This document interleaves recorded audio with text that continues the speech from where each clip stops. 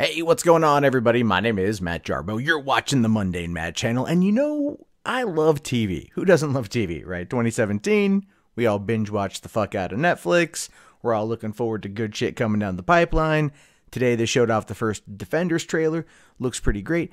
But when it comes to TV, we have to remember that it's art, right? And art sometimes imitates life, but it's always hysterical when life will imitate art. And that's what happened with Breaking Bad to an extent. Now, Breaking Bad is a show many of us out there know and utterly adore. Those 5 seasons to an extent are some of the best television to come out ever. I think it highlighted a true golden age of TV and showed us just how good of an actor Bryan Cranston can be. But when this show was going on, there were jokes, jokes always being made about high school teachers trying to break bad themselves and get into the drug manufacturing business, although no one really ever expected it to be a reality. Well, that's until now. You have a New Mexico teacher pleading guilty to cooking meth. Just real quick, think about this for a second. You have a teacher in New Mexico admitting to cooking meth, or at least attempting to cook meth, right? So that's fantastic to me.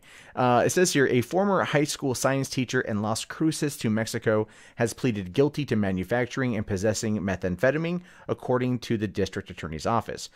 This guy right here, unfortunately, the only image of him that exists is this one that's compressed for some reason, making him look like a really kind of scrunched in person, unless that's his actual head, in which case, dude, damn. But John W. Gose or whatever, of San Miguel, was arrested back in October during a traffic stop in which officers became suspicious after noticing a styrofoam ice chest containing glassware, chemicals, and rubber tubing, all of the items that are used to manufacture meth. That's got to be pretty funny in and of itself, right? You get pulled over and the officer's looking in your car. It's like, so what's the styrofoam chest for? What you got in there? Oh, you've got a whole bunch of beakers and rubber tubes, and I see Sudafed, lots of Sudafed. Like, oh my God, is that Claritin D? Oh, you're trying to hate fuck some sinuses today, aren't you? Like, you got to think it's pretty fucking hysterical that this guy gets busted with a whole bunch of that kind of shit in the car. Anyway, during a subsequent search of his property, more laboratory equipment and chemicals indicating illegal activity was turned up. Investigators determined that Gose was in possession of enough ingredients to manufacture at least 1 pound of methamphetamines with an estimated street value of over $44,000. Now, I don't know about you, but that's a hell of a retirement plan. John here is 56 years old, probably in the twilight years of teaching, and he figured, fuck it, we're going to do it live. I'm going to sit there and figure out a way to get myself a solid retirement plan. Why not cook up a pound of meth for 44 grand and just live off that for a while? That is until you blow through the $44,000, realize that you could easily cook up another pound of meth, and then you change your name to Heisenberg. That's kind of what I feel like is going to happen here, or would have happened had he not been busted. He pleaded guilty to 2 counts of trafficking methamphetamines by manufacturing, 1 count of possession of a controlled substance, as well as and possession of drug paraphernalia. So this is the thing I don't get. They said that he pled guilty to cooking meth. That's what the title of the article says. But he hasn't really, he had enough to cook meth. He just never actually made it. So it's interesting, though, that he's pleading guilty to 2 counts of trafficking by manufacturing. Okay, so it was the intent there. I find the wording of that to be a little bit suspicious.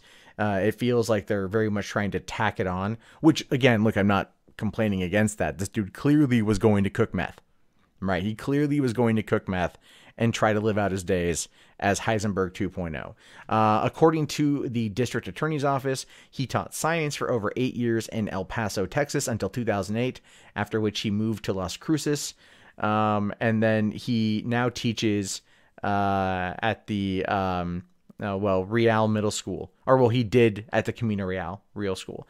So after pleading guilty, he faces 20 years in prison and was ordered into a 60-day diagnostic evaluation.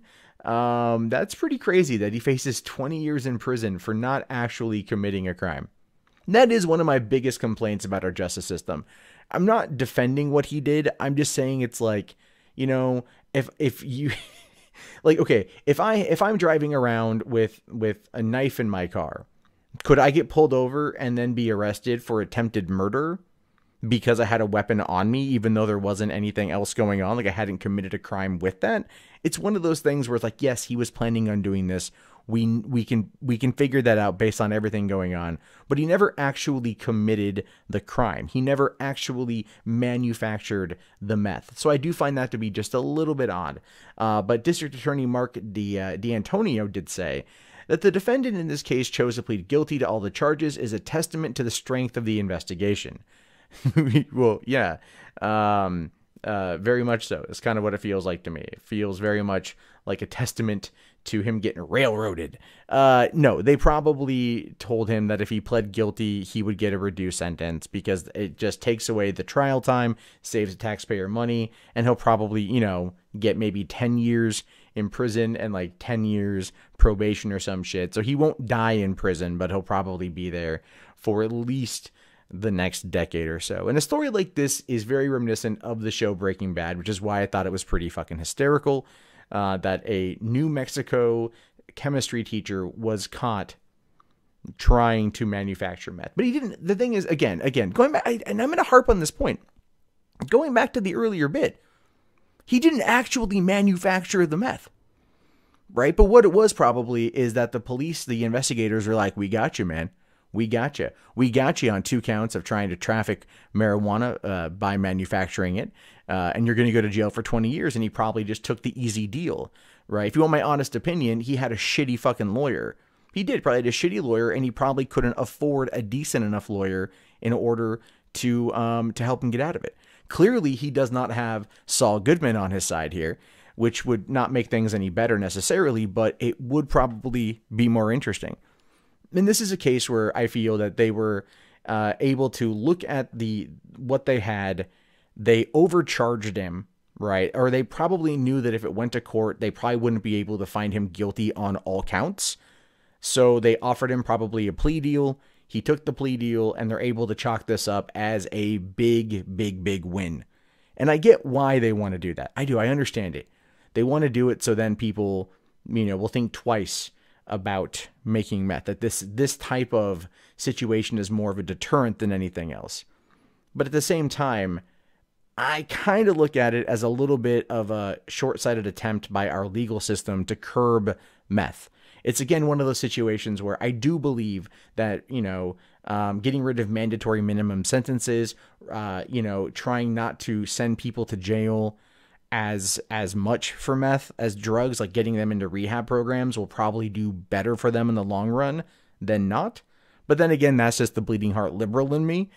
For this particular case, yeah, this dude will probably go to jail for a while, and, you know, the district attorney gets another win under his belt when all they really did is intimidate somebody into pleading guilty to a crime that they probably would have actually been able to get found not guilty of, at least in some counts of that. But hey, we'll never know. We'll never know. And that's just the way the cookie crumbles.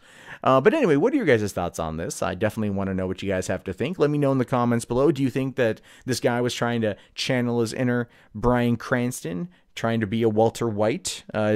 Could you imagine him wearing the hat and sunglasses and walking around Las Cruces? Say my name. He probably did. Let's be fair here. But yeah, thumbs up the video if you guys are new here. Subscribe also. Comment. Check back daily for more content from me. My name is, of course, Matt Jarbo. You've been listening to the Mundane Matt channel. I'll talk to you guys later. Have yourself a great day. Peace out.